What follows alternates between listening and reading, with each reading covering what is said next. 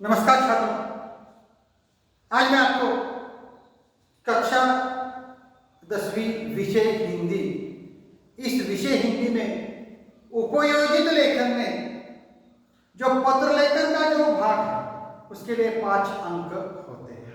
तो छात्रों ध्यान दीजिए, उपयोजित लेखन विभाग में प्रश्न 5 में उसका अ आंकड़ा और प्रश्न 5 में उसका आ आंकड़ा तथा 5 में ई आंकड़ा, ऐसे कुल मिलाकर 3 प्रश्न होते हैं। अब प्रश्न 5वां अ में पत्र लेखन तथा गद्य आकलन को 2 प्रश्न हैं और दोनों प्रश्न अनिवार्य हैं। इसके लिए कुल 10 अंक है। और प्रश्न 5वां आ में वृत्तांत लेखन, विज्ञापन तथा कहानी लेखन 3 प्रश्न दिए जाएंगे और इस प्रश्न में विकल्प नहीं दिए जाएंगे। इसका मतलब है इस प्रश्न में विकल्प नहीं है। तीनों प्रश्न अनिवार्य है और इसके लिए कुल मिलाकर 15 अंक होते हैं। और प्रश्न 5वां ई में निबंध लेखन का प्रश्न है और इसमें दिए गए 2 निबंधों में से किसी एक पर हमें निबंध लिखना है और इसलिए कुल मिलाकर 7 अंक होते हैं। इसका मतलब है हमारे जो परीक्षा में जो कृति पत्रिका है उस उपयोजित लेखन विभाग में कुल मिलाकर 32 अंक होते हैं। तो छात्रों आज मैं आपको उपयोजित लेखन में पत्र लेखन का जो भाग है और उसके लिए जो 5 अंक है इसके बारे में मैं आपको जानकारी देता हूं। तो छात्रों प्रश्न 5वां उसमें से जो एक आंकड़ा है उसमें पत्र लिखने के लिए 2 विषय दिए जाते हैं।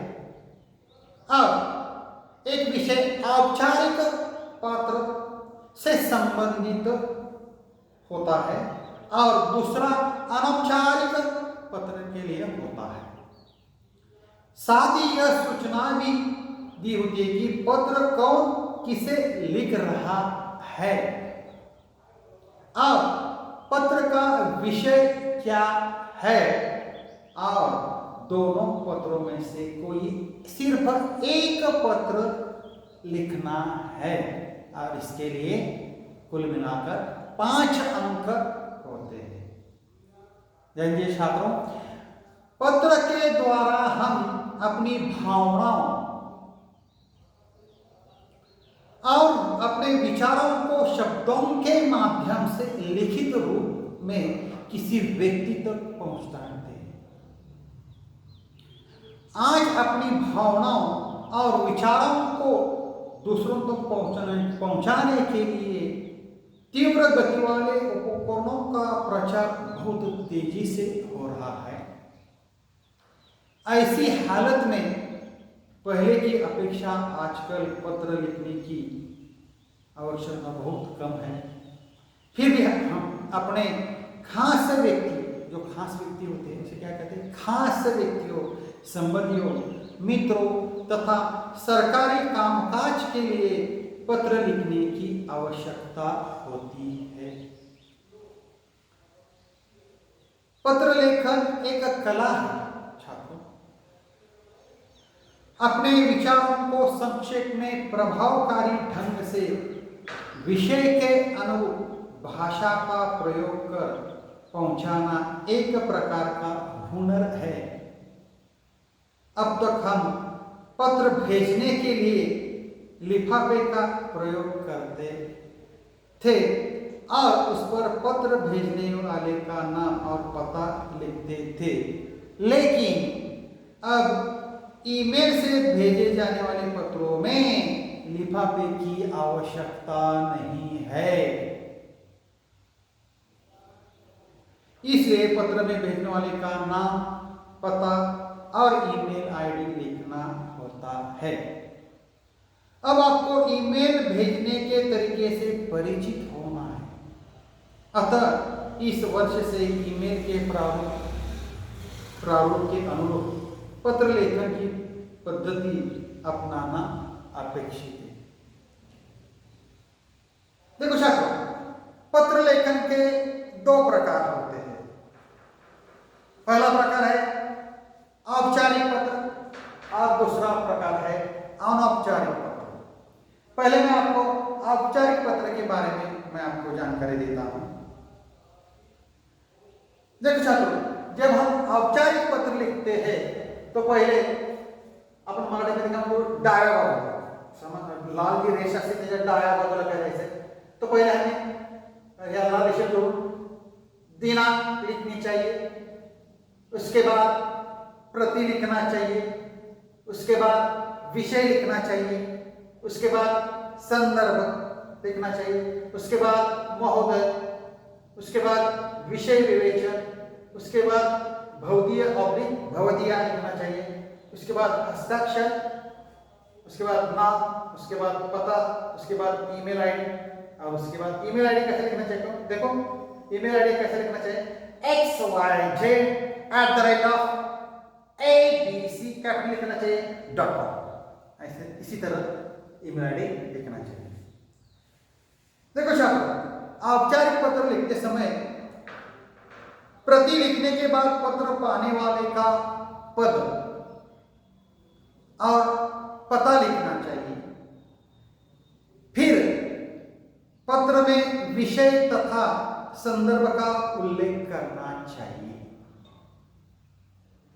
पत्र प्राप्त करने वाले प्रति आदर प्रकट करना चाहिए, महत्वपूर्ण बात है। उसके लिए महोदय महोदया संबोधन से संबोधित करना चाहिए। इसके बाद पत्र में विषय के अनुसार, देखो छात्रों, विषय के अनुसार कुछ परिच्छेदों में अपना आशय प्रकट करना चाहिए। फिर पत्र को समाप्त करते समय नीचे बाईं ओर म्हणजे डाव्या बाजूला बाईं ओर पत्र भेजने वाले का हस्ताक्षर, उसका नाम और पता लिखना चाहिए, साथ में ईमेल आईडी भी लिख देना चाहिए। उसके बाद दूसरा जो प्रकार है उसका नाम है औपचारिक पत्र। तो औपचारिक पत्र किसे कहते हैं? व्यक्ति के रिश्तों और आयु के अनुसार संबोधन तथा अभिवादन लिखना चाहिए। शुरू में पत्र पाने वाले का कुशल क्षेम पूछना चाहिए। अनौपचारिक पत्र में विषय विवेचन की जरूरी नहीं है। अपने उद्देश्य के अनुसार लेखन स्नेह सम्मान सहित प्रभावी शब्दों में होना चाहिए।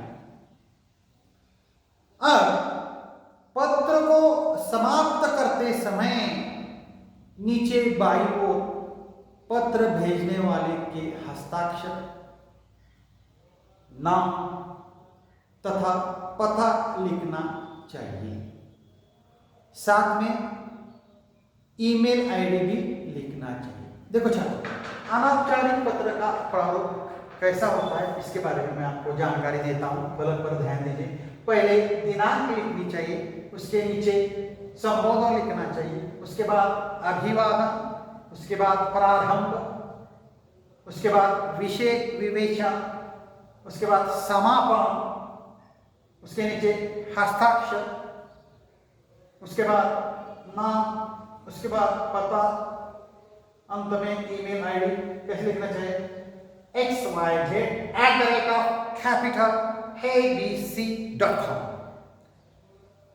इस तरह यह अनौपचारिक पत्र का प्रारूप इसके बारे में मैंने आपको जानकारी दी है।